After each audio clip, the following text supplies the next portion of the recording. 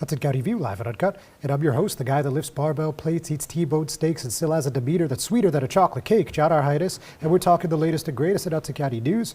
Of course, a lot of people are wondering what the heck is going on at the federal level. And what I'm talking about is this potential federal government spending freeze. And of course, a lot of nonprofit organizations are concerned about this across the country, New Jersey being no exception.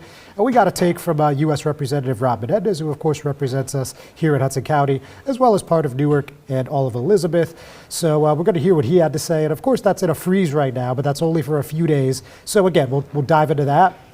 And on the more local front, of course, we were already talking about the Jersey City and Hoboken mayoral races. So we're going to chat about that. Of course, Governor Phil Murphy already made his endorsement in Jersey City. I'm pretty sure you know who that is, but we're going to unpack that as well. And of course, the hot topic that started over the weekend was U.S. Immigration and Customs Enforcement. Of course, most people know them as ICE, have been doing raids in North Jersey, including Newark, West New York, Union City, and a lot of people from Hudson County had a lot to say about that. So certainly we're going to clue you in on there. And today I'm fortunate to have my guest as Hoboken Councilwoman at Large Emily Jabbour, and she's a candidate for mayor. So all that and a whole lot more right after this word from our sponsors.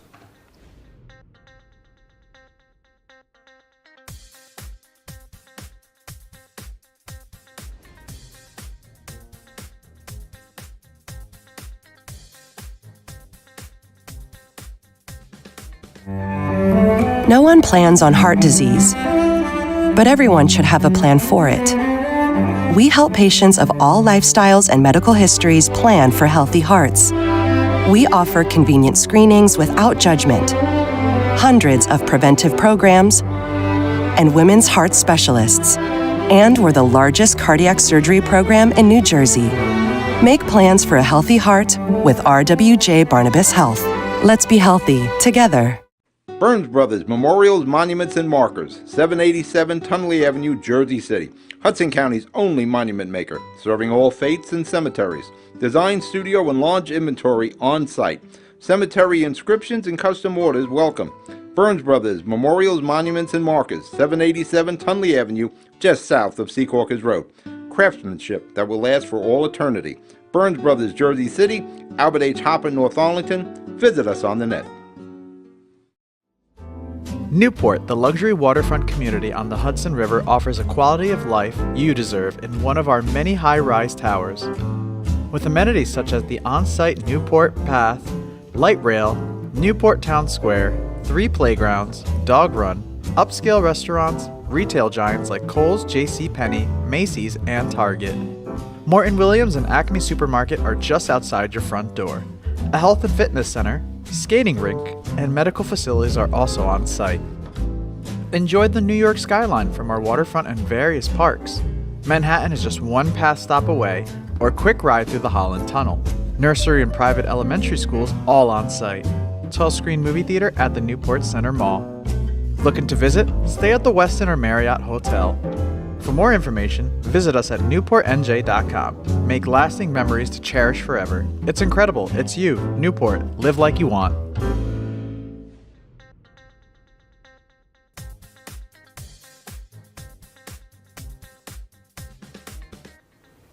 Hudson County View, live and uncut, Jabbour Heinis. So yeah, let's talk about what's happening over at the White House, Washington, D.C. So we heard from Representative Menendez, and well, I mean, his statement really speaks for itself. So in the first days of his administration, President Trump has showed he is not interested in making life more affordable for Americans or improving the quality of life. Instead, his administration has kicked off an unprecedented assault on those in New Jersey and across our nation who need help the most. This is what he said in a statement late last night. It started by inflicting fear in diverse communities with warrantless raids, and now his administration is planning on freezing federal financial aid payments. His actions have put vulnerable Americans, working families, children, seniors, and veterans directly in the crosshairs. And also in his statement, he talked about how this could impact Medicare payments, Meals on Wheels, and community programs for veterans and seniors alike. So if you guys happen to also be readers of Politico, and other large publications like that, there was a memo from the Office of Management and Budget, and they said all federal agencies would be forced to suspend payments, with the exceptions being Social Security and Medicare. However, you may have noticed that the White House, through their comms page, they tweeted out yesterday that Medicaid had a portal outage, and Menendez responded in jest and he said, please be patient while we do damage control and fingers crossed no one dies in the process. So, he's really knuckling up on this one. And you guys have probably heard by now, U.S. District Judge Lauren Ali Khan issued a brief administration stay, which is blocking the federal funding freeze from taking effect any earlier than February 3rd at 5 p.m. So who knows what's going to happen after that, but he concluded by saying this freeze is in blatant violation of federal law and has previously been ruled to be unconstitutional. While I'm grateful that a federal judge has temporarily blocked this action, I hope the Trump administration reverses course on this disastrous plan. So speaking of the federal government, again, over the weekend, we heard just a ton of reactions about what's going on with ICE. I mean, just off the top of my head, we heard from Assemblywoman Jessica Ramirez and one of her, actually both of her opponents, Hoboken Mayor Ravi Bala and Jersey City activist Katie Brett and Hudson County Commissioner Bill O'Day, two Jersey City Council candidates, and Joel Brooks and Jake Efros. And I could probably go on. State Senator and Union City Mayor Brian Stack, Assemblyman Gabe Rodriguez, and they all, decried these ICE raids and what ICE has been referring to as targeted enforcement actions.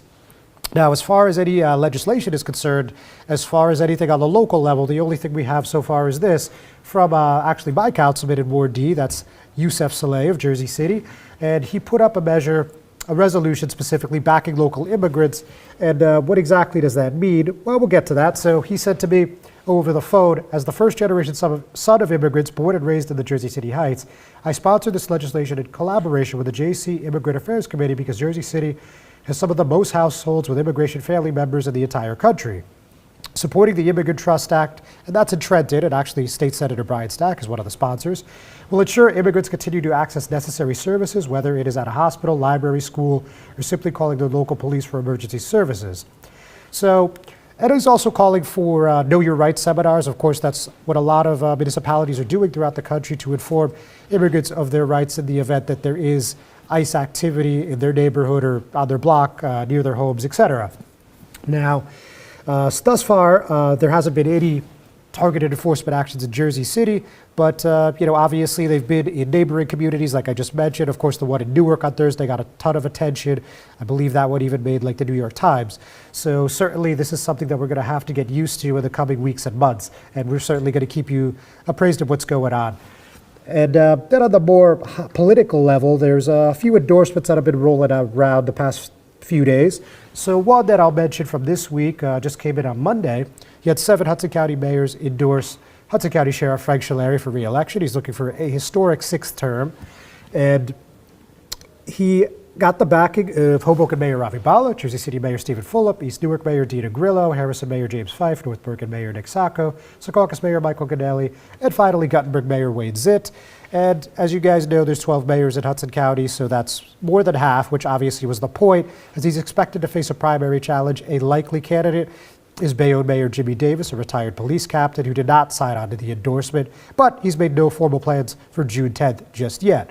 So those 7 mayors said in a joint statement, as mayors representing the majority of Hudson County residents, we are proud to endorse Sheriff Frank Scileri in the June Democratic Party election. Sheriff Scileri is a dedicated, proven public servant and a strong leader who has undoubtedly made Hudson County safer during his time in office. So we got a lot going on for this primary, on top of the governor's race, and we're totally unclear where the HCDO is going to go there. Maybe nowhere. I mean, I have no idea at this stage, but we have Scileri running for re-election. He's expected to be challenged. We know what's going on in the 33rd Legislative District with Larry Weinstein going to run with Mayor Stephen Fulop. Larry Weinstein is running to unseat Julio Marenco on Mayor Stephen Fulop's ticket, and Gabe Rodriguez is the running mate of Weinstein, and we're expecting contested races in the 31st and the 32nd as well. We've talked about those candidates quite a bit. And, there's also the Guttenberg mayoral. Believe it or not, that's a partisan race in June as well. And Mayor Zitt, as I mentioned in the story, is also running on Mayor Fulop's ticket. So, a lot of interesting developments, and we're still only in January. Of course, February, very close by. With that, folks, we're about to go to a break. When I come back, I'm going to be sitting down with Hoboken Councilwoman at Large, Emily Jabbour, a candidate for mayor.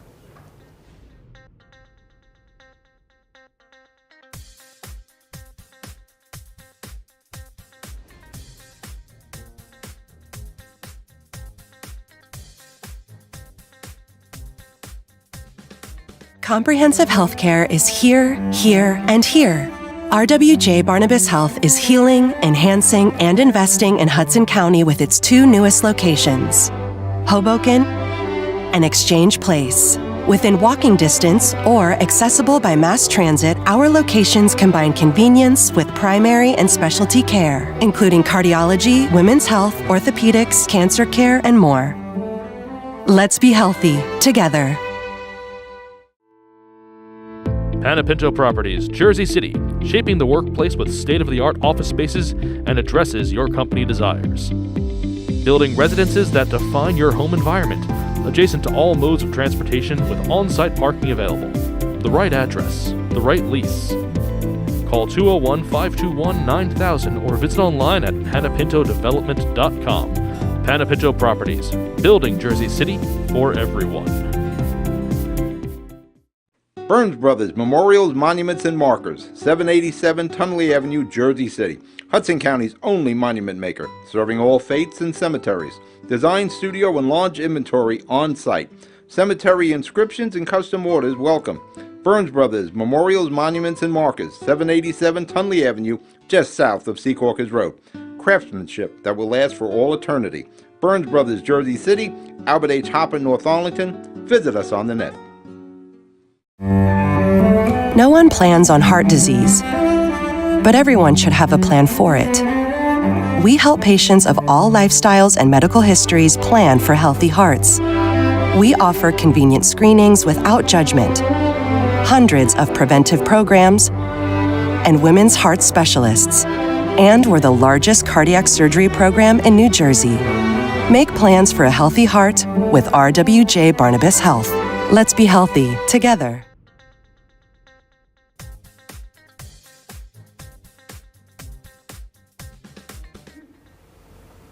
Hudson County View live and uncut. John R. Heinis, as I mentioned a few moments ago.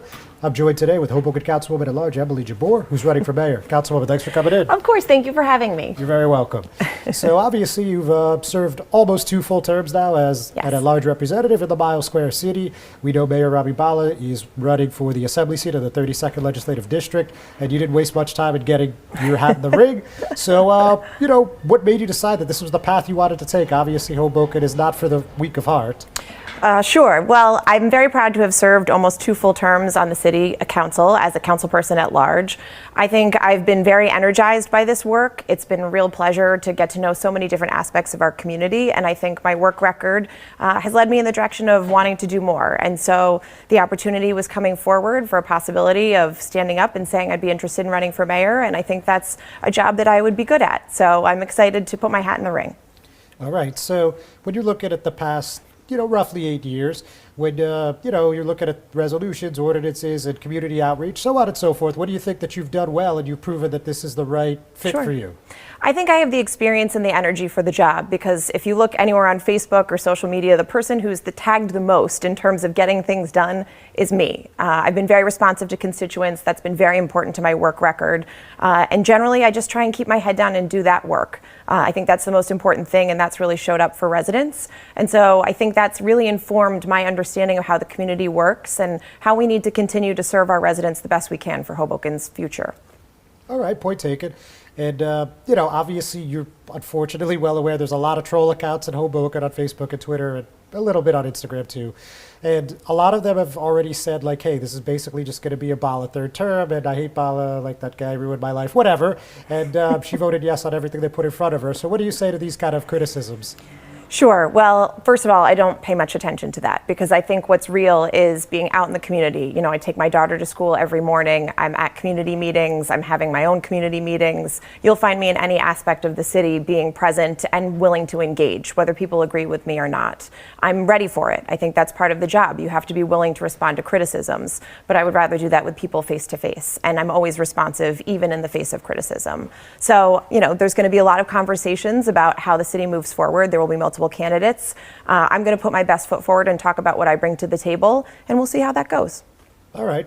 Now, when you're thinking about, on the legislative side, not just on, being out in the community, which I know you are quite often. I know you're doing the coffee and you mentioned the social media, but when you're talking about what you've done upon the dais, any particular things you're proud of and Sure. other things that you'd like to do in the interim? Sure. Well, I think what's been interesting about my role is I've been able to be close to the administration to see some of the workings, but also being on the city council side, working with my colleagues to get things done. You can't get things done without 5 votes in the council. So you have to be willing to collaborate and work together.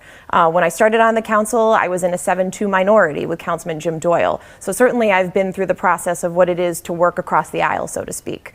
I'm very proud that we've been able to accomplish as a city everything under the Vision Zero initiative. There hasn't been a traffic fatality in Hoboken in 8 years. And that's by design, by improving our infrastructure and ensuring that we have safe streets.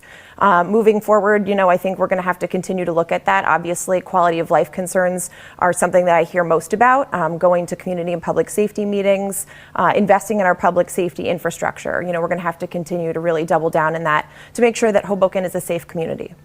Okay. Now, when you're looking back, again, since you got elected and you've been sitting up there, when we're talking about initiatives from this administration, do you think there's anything that stands out to you that they could have done better, or maybe they shouldn't have done at all? I think at times that there's a focus on some of the back and forth instead of how we can collaborate to work together. I think there's opportunities about better coordination within City Hall, and I think that it takes somebody who's a really good communicator to get more involved and figure out how to bring people to the table to create a better work product for Hoboken. And what do you think that could look like under your administration? Sure. Well, I think most recently, one of the things, if you've been to any of the recent council meetings, there's been a fair amount of talk around some of the rodent issues that we're facing uptown. And I think what was uncovered is that there was some lack of coordination between the different departments involved. So you have the health department involved, you have zoning involved with respect to the parklets and how they inform some of the rodent issues. So it was clear that there's been some lack of coordination amongst those different departments in addressing this issue. And so I'm really, I've been happy to work with Councilman Fisher about how we can address this. That's her ward with her neighbors. And I think we've uncovered some really important places where that coordination could better serve our residents. All right, and then talking about public outreach, this is a little nitty gritty, but people in the past have complained hey, Nixle's kind of just been used as a political arm by the mayor's office. It should really be more public service announcements. What do you think of that point of view? Well, I think communication is really important. People need to understand how local government is working and what it does in terms of preparing residents when there are instances to be aware of unfolding events. So for example, in December, there was an unfortunate incident with a shooting that had happened. I felt that it was something that should have been nixled out because I think that was something that people needed to be made aware of. And what happens if you're not using that proactively to let people know what's going on, people take to social media and then there's conflicting reports. So I think we do need to have a clear policy about how we use Nixle, and it was always intended to be an emergency response system. So we need to think about how to use that in the context of what's best for the community to make sure people feel like they're safe and they know what's going on. Very good. Councilwoman, don't go anywhere. Folks, don't go anywhere either. We're just going to take a short break. We'll be right back.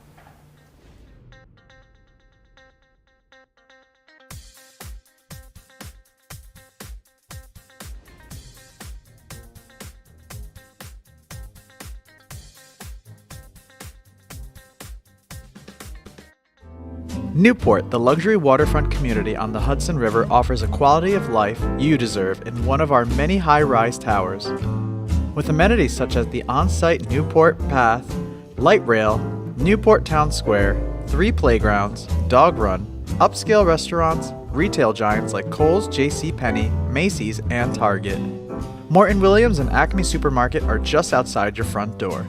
A health and fitness center, skating rink, and medical facilities are also on site. Enjoy the New York skyline from our waterfront and various parks. Manhattan is just one path stop away, or a quick ride through the Holland Tunnel. Nursery and private elementary schools all on site. 12-screen movie theater at the Newport Center Mall. Looking to visit? Stay at the Westin or Marriott Hotel. For more information, visit us at newportnj.com. Make lasting memories to cherish forever. It's incredible. It's you, Newport. Live like you want. Consumer Carpets, 3408 Kennedy Boulevard in the Jersey City Heights, your one-stop store for residential and commercial floor treatments, carpeting, linoleum, tiles, laminates, hardwood floors, area rugs, remnants, all major brands, all in stock. Free estimates, same-day installation. Consumer Carpets, it's savings, selection, installation. Credit cards and debit cards accepted. Financing available. Consumer Carpets. Price to fit your budget. Installation to fit your schedule. On the net at consumercarpets.com. Consumer Carpets, Jersey City, 201-792-2712.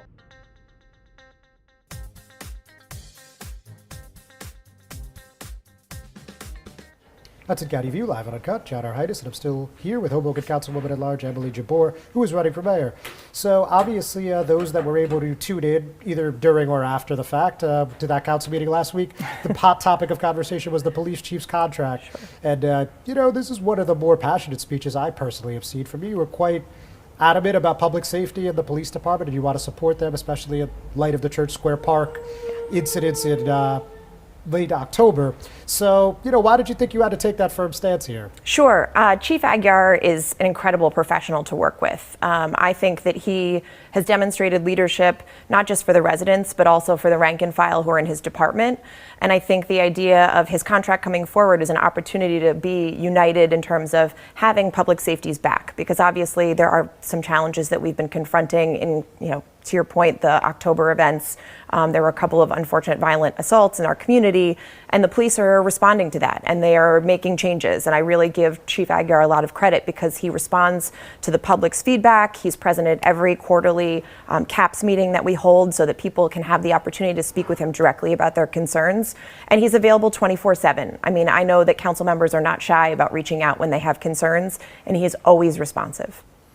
All right, and then when there was that public safety meeting in November, it was kind of a mixed bag. Some people were really angry, some people were pretty happy, and some people were in between, as most meetings, as you know. And but the point I want to make is that a lot of people felt like there was a lot of inertia in the police department, and it wasn't necessarily it's needed more officer, needed more deployment, more walking tours. Again, there was opinions up and down the aisle, but you get what I'm saying, I believe. So then on top of that, like a lot of people felt like a contract that tops out at $330,000 more than Chicago, more than New York City was too much. Now it passed 7-1, so it wasn't a close vote by any stretch. But I mean, what do you think that people that say this is an exorbitant contract? Listen, the most important thing is Chief Aguiar's support and his continuation as our chief. He's got the support of both of the presidents of the police unions, and it sends a strong message for us to be united behind supporting his contract. He went from being one of the lowest compensated to somewhere in the middle. So in terms of his relative compensation to other communities, it wasn't out of line in that sense. And we really do need to recognize that his job is 24/7. I mean, this is a person who is on call all the time. And I can't imagine how difficult that is for his family. And he is always the one to rise to the challenge. So I think, I'm very grateful for his leadership, and I'm excited to continue working with him. All right, and one more thing on this topic. So obviously you recall one of your colleagues, First Ward Councilman Paul Presenzano, was quite unhappy with your speech, to put it mildly. And he went on I think we could say a bit of a rant, and you look kind of amused from what I could see on the camera. But tell me, what did you think during and after that fact? Sure. Councilman Presenzano made an argument with respect to not wanting to move forward with Chief Aguiar's contract until the rank and file contracts were set. I just believe that we can walk and chew gum at the same time. Those meetings are happening actively. So to say that we can't do both of those things at the same time is just false to me.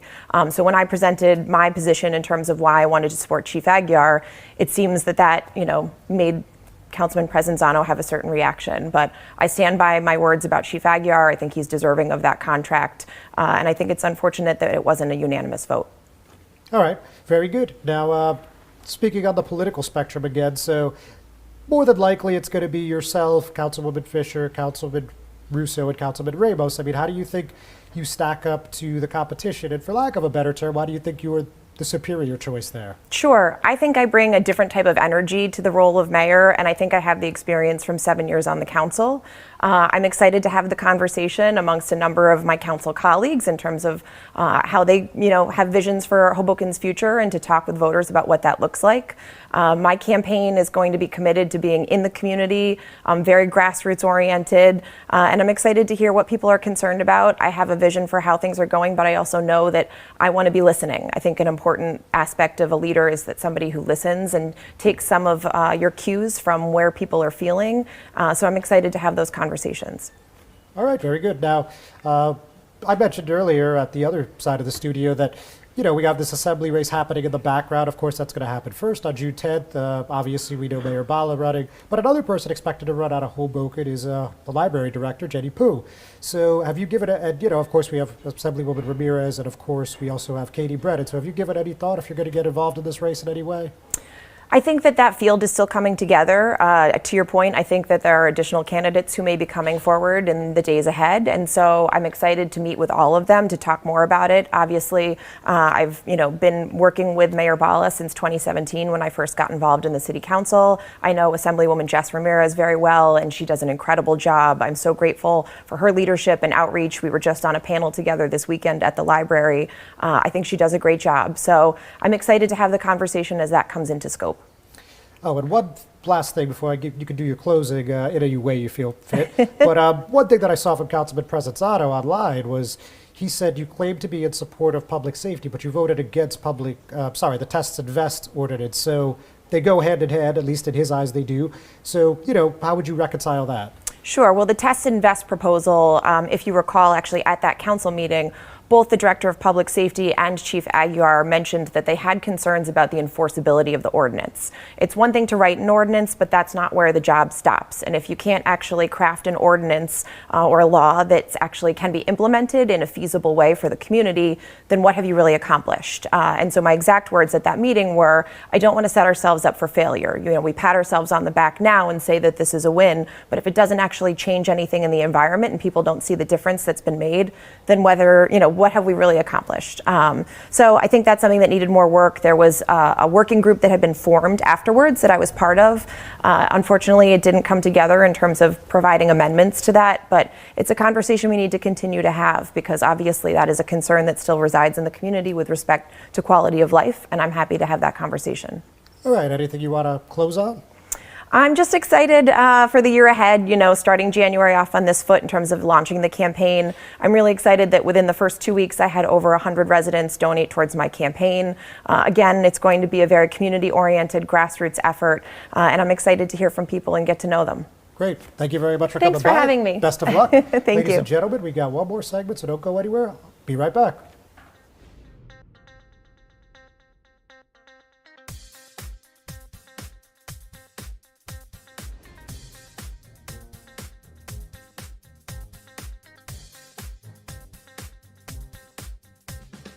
Comprehensive healthcare is here, here, and here. RWJ Barnabas Health is healing, enhancing, and investing in Hudson County with its two newest locations, Hoboken and Exchange Place. Within walking distance or accessible by mass transit, our locations combine convenience with primary and specialty care, including cardiology, women's health, orthopedics, cancer care, and more. Let's be healthy together. Panepinto Properties, Jersey City, shaping the workplace with state-of-the-art office spaces and addresses your company desires. Building residences that define your home environment, adjacent to all modes of transportation with on-site parking available. The right address, the right lease. Call 201-521-9000 or visit online at panepintodevelopment.com. Panepinto Properties, building Jersey City for everyone. Burns Brothers Memorials, Monuments, and Markers, 787 Tunley Avenue, Jersey City. Hudson County's only monument maker, serving all faiths and cemeteries. Design, studio, and launch inventory on site. Cemetery inscriptions and custom orders welcome. Burns Brothers Memorials, Monuments, and Markers, 787 Tunley Avenue, just south of Secaucus Road.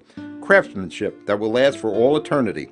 Burns Brothers, Jersey City, Albert H. Hopper, North Arlington. Visit us on the net. No one plans on heart disease, but everyone should have a plan for it. We help patients of all lifestyles and medical histories plan for healthy hearts. We offer convenient screenings without judgment, hundreds of preventive programs, and women's heart specialists. And we're the largest cardiac surgery program in New Jersey. Make plans for a healthy heart with RWJ Barnabas Health. Let's be healthy together.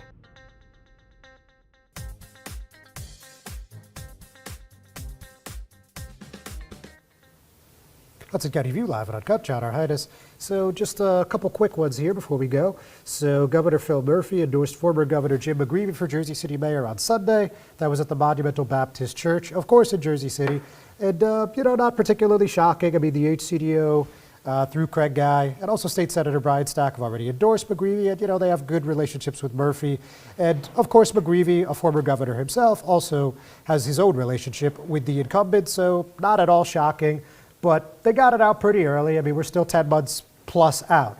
So Murphy said in a statement prior to the event that personal experience and a learned understanding of how government operates is absolutely essential to ensuring our institutions better serve the needs of New Jersey's working families. And I know that Jim McGreevey is committed to making municipal government work on behalf of the more than 290,000 people who call Jersey City home. So I don't want to harp on this too much. I mean, it's been well covered, I believe. And I will just tell you, though, James Solomon, of course, of Ward E in Jersey City, also running for mayor, had a campaign manager, Stuart Thomas, put out a statement, and of course they're not impressed. Said it's clear that there's only one candidate for mayor who can change Jersey City for the better, and that's James Solomon. The machine will always take care of the machine, even when they've resigned for corruption, raised taxes on New Jersey working families, and hired Donald Trump's top strategists like Jim McGreevey. So this looks like it's going to heat up in the coming weeks and months. No surprise there. But speaking of hot races, we got one in the 33rd Legislative District. That's North Hudson and Secaucus. Larry Weinstein filed his D1 form with the New Jersey Election Law Enforcement Commission, which means he's officially signed on to run.